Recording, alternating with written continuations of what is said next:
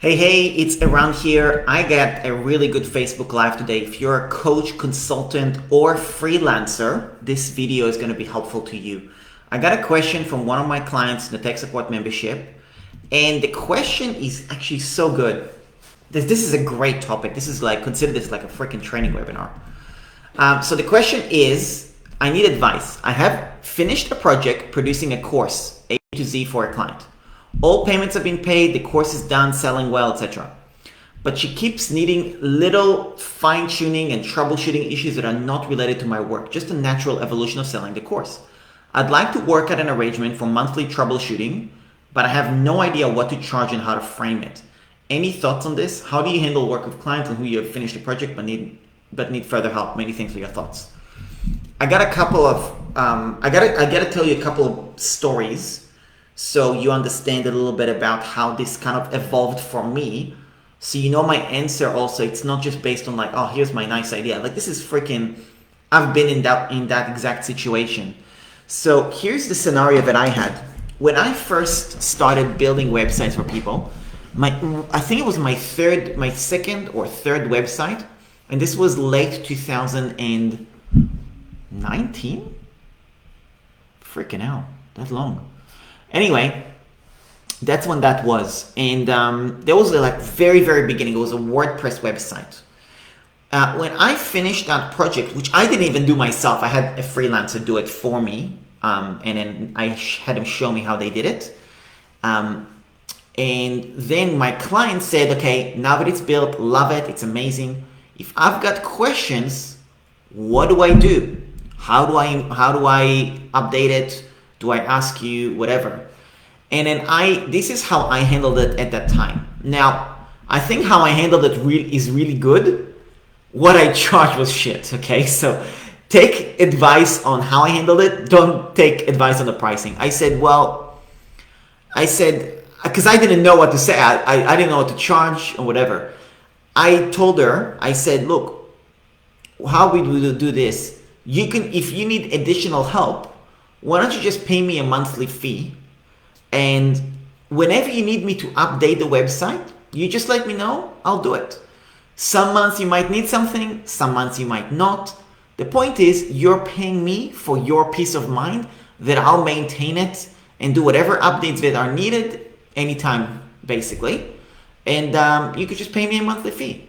And then I charge $25 a month, right? Which is way too low, okay, for this type of service. But that person, I mean, to this day, they're still paying me that, right? Now, they're actually a hairdresser, hairstylist. So it's great, you know, I make $25 a month every month. I mean, I hear from her every few months.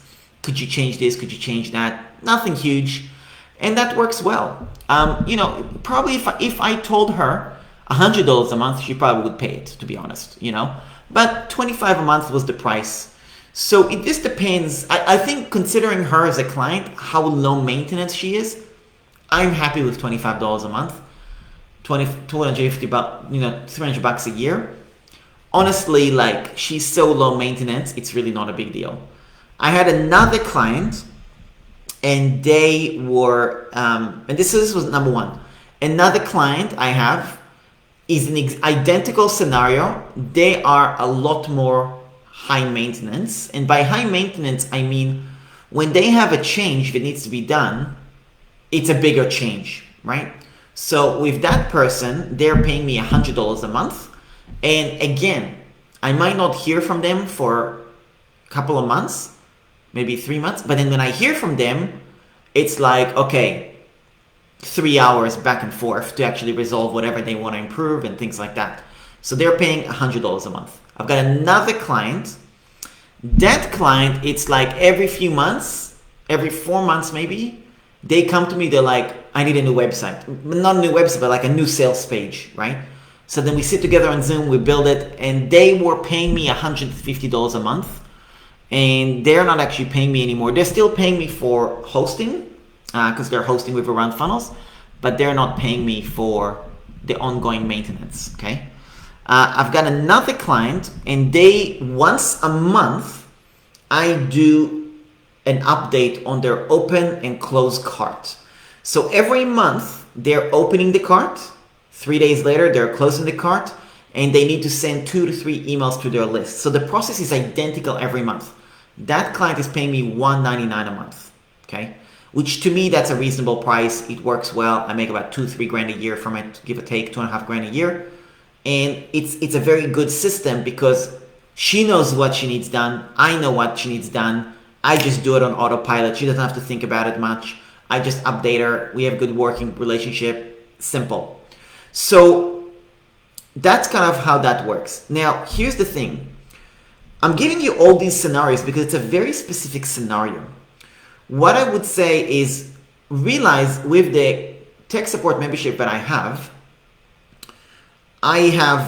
the one-on-one service that I do, building people's websites on Zoom, $300 for one session, $500 for two sessions, $900 for 4 sessions. Rarely do people need more than that. The upsell and the ongoing maintenance is the questions. If they've got questions, they ask me, I answer. Like the client that is asking me this question right now, they are paying me monthly to answer their questions. So when they've got a question, I either record a video, I reply to them on email. And this client I'm answering right now, I mean, they are making use of this service. I get regular questions from them. Definitely top 10% of all my members in terms of asking questions and utilizing the service. And I've got other people in the membership who I don't hear from for 2-3 months, but they're also way more savvy in terms of as a business owner. And to them, if they can ask me one question periodically, to them, they're like, I just want to have the peace of mind. They're paying for the peace of mind versus making use of the service all the time. So the reason I'm telling you this is the pricing that you're evaluating with your client, you got to understand their business.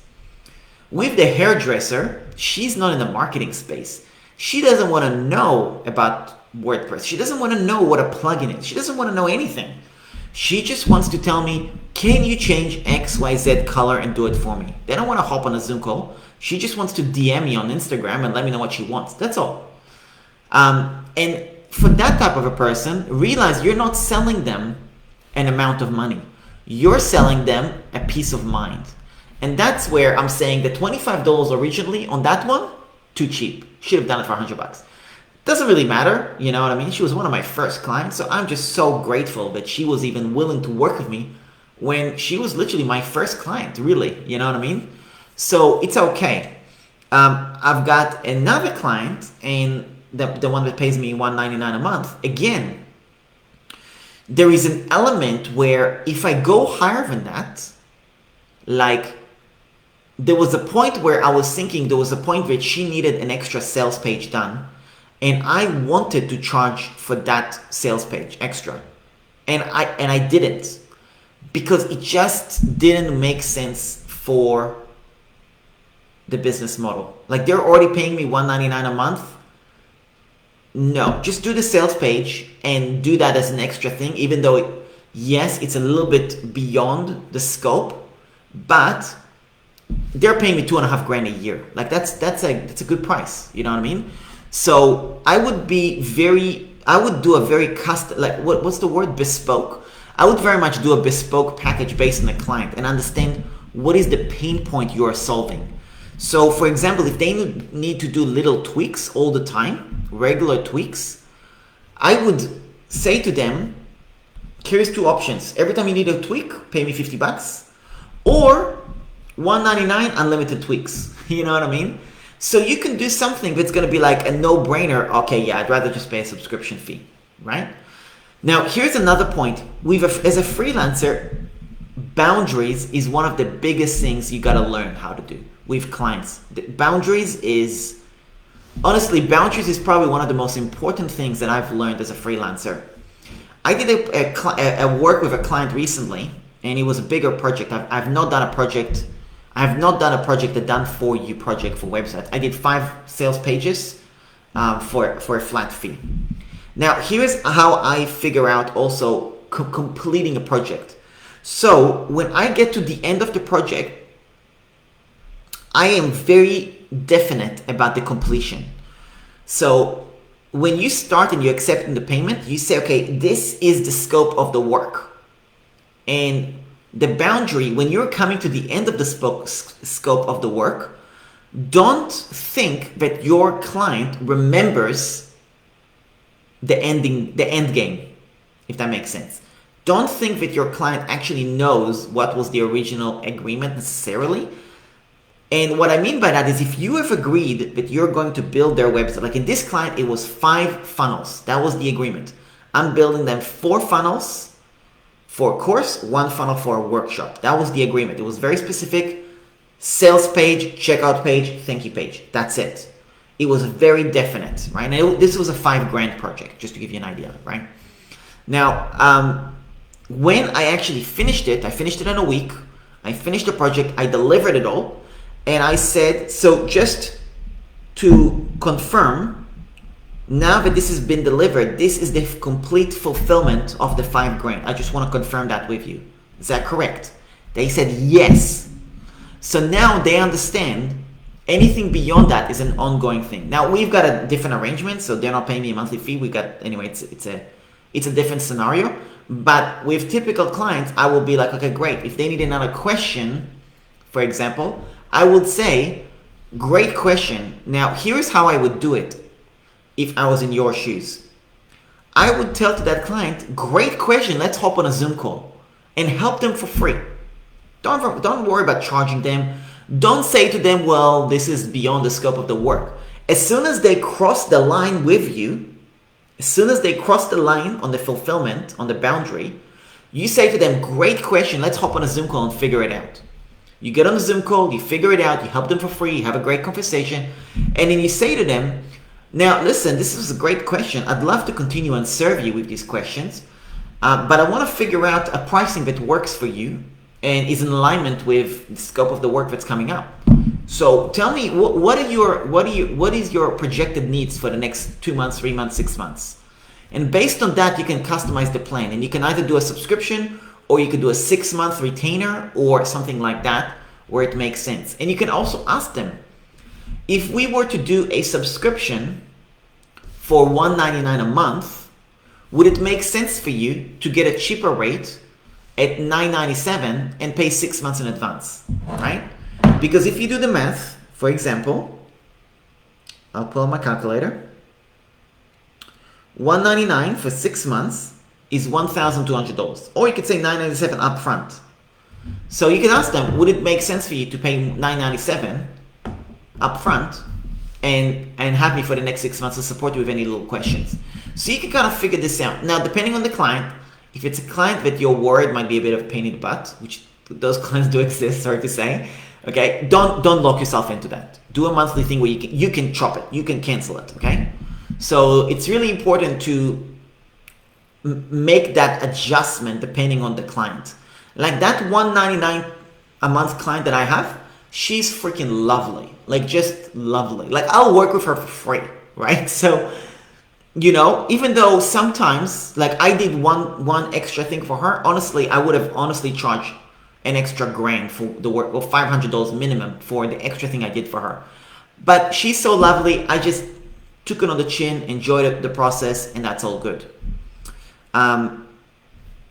Yeah, so depending, you definitely want to make boundaries depending on the client you're working with, basically. Hope that helps. I know it's a bit of a long-winded answer. There's no real right and wrong.